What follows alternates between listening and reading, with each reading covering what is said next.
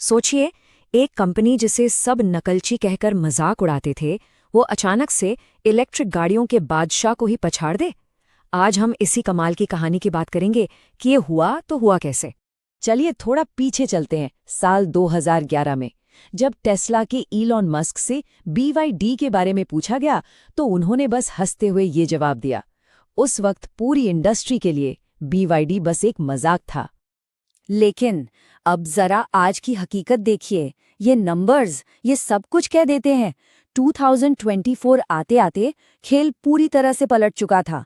जहां टेस्ला ने बेची 1.79 मिलियन गाड़ियां, वही BYD ने दोगुनी से भी ज्यादा 4.27 मिलियन गाड़ियां बेच डाली। अब किसी को हंसी नहीं आ रही थी। तो सवाल ये उठता है कि जिस कंपनी पर दुनिया हंस रही थी, उसने ये नामुमकिन काम आखिर कर कैसे दिखाया। चलिए इसी पहेली को सुलझाते हैं। चलिए कहानी को शुरू से शुरू करते हैं। देखते हैं BYD की शुरुआत कैसे हुई और इसके फाउंडर का दिमाग कैसे काम करता था। मिलिए इस कहानी के मेन कैरेक्टर से, वांग चुआनफू। अब ये कोई ऑटो इंडस्ट्री के पुराने खिलाड़ी नहीं थे, बल्कि एक सरकारी रिसर्चर थे। 90s के दशक में जब सोनी और पैनासोनिक जैसी बड़ी बड़ी कंपनियां एक पुरानी बैटरी टेक्नोलॉजी को बेकार समझकर छोड़ रही थीं, वांग ने उसी में एक जबरदस्त मौका देख लिया। और यहीं पर वांग का पहला जीनियस आइडिया सामने आया। देखिए, उस जमाने में बैटरी बनाने के लिए लाखों करोड़ों के क्लीन रूम्स लगते थे, लेकिन वांग का सवाल बड़ा सीधा था। अरे भाई, पूरे कमरे को क्यों साफ करें जब हमें सिर्फ बैटरी सेल को धूल मिट्टी से बचाना है। तो उनका सल्यूशन क्या था? छोटे सस्ते ग्लास बॉक्स। सिर्फ इस एक सोच ने बैटरी बनाने का खर्चा जमीन पर ला दिया। सोचिए, इतनी जबरदस्त सोच और कामयाबी ने किसका ध्यान खींचा होगा? दुनिया के सबसे बड़े इन्वेस्टर वॉरेन बफे का। बफे ने BYD में पैसा लगाया और रिपोर्ट्स की माने तो उन्हें 3000% से भी ज्यादा का, मतलब अविश्वसनीय रिटर्न मिला। लेकिन कहानी हमेशा सीधी नहीं चलती है ना। अब आते हैं कहानी के उस हिस्से पर जहां ऑटो मार्केट में घुसने की BYD की पहली कोशिशें बुरी तरह फेल हुई। ये देखिए उनकी मुश्किलों का सफर। 2003 में BYD ने एक कार कंपनी खरीदी। 2005 में अपनी पहली कार F3 निकाली, जो कि असल में टोयोटा की एक सस्ती कॉपी थी। फिर 2008 में आई उनकी पहली हाइब्रिड F3 DM। बिकी कितनी? सिर्फ 417 गाड़ियां। और फिर 2011 में पहली EV E6, और वो बिकी सिर्फ 401। मतलब एक के बाद एक फ्लॉप। और इन नाकामियों का नतीजा? पूरी दुनिया उन पे हंस रही थी। मस्क के उस वायरल कमेंट ने तो आग में घी का काम किया और BYD पर सस्ती चाइनीज नकलची का ठप्पा हमेशा के लिए लग गया। लेकिन यहीं से कहानी ने असली मोड़ लिया। सालों की जबरदस्त रिसर्च और मेहनत के बाद BYD ने अपना वो सीक्रेट वेपन तैयार किया जिसने पूरा खेल ही बदल दिया। उनका पहला और सबसे बड़ा दाव था वर्टिकल इंटीग्रेशन। इसका मतलब क्या है? सीधा सा मतलब है, बाहर वालों से सामान खरीदने की बजाय सब कुछ खुद बनाओ। आज BYD अपनी कार का लगभग 75% हिस्सा खुद बनाती है, चिप्स से लेकर बैटरी तक। और इसका फायदा? लागत और क्वालिटी दोनों पूरी तरह उनके कंट्रोल में। अच्छा, अब ये समझिए कि ज्यादातर EV बैटरियां बनती कैसे हैं। पहले छोटे छोटे सेल्स को मिलाकर मॉड्यूल बनते हैं। फिर इन मॉड्यूल्स को जोड़कर एक बड़ा सा बैटरी पैक बनाया जाता है। इसमें कई फालतू के हिस्से और लेयर्स होती हैं। लेकिन BYD ने जो किया वो कमाल था। उन्होंने बनाए लंबे पतले ब्लेड जैसे सेल और उन्हें सीधा पैक में डाल दिया। बीच का वो पूरा मॉड्यूल वाला झंझट ही खत्म।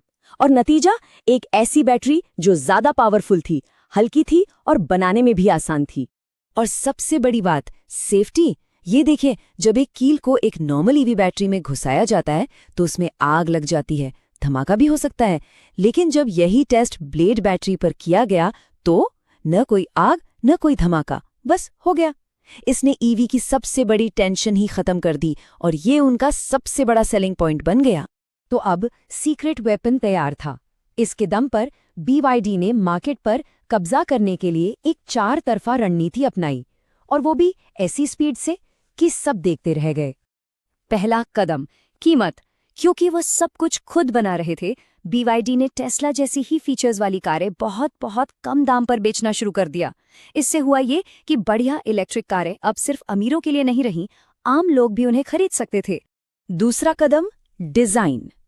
उन्होंने अपनी नकलची वाली इमेज को मिटाने के लिए ऑडी और लैम्बोर्गिनी के एक लेजेंडरी डिजाइनर वोल्फगैंग एगर को हायर किया।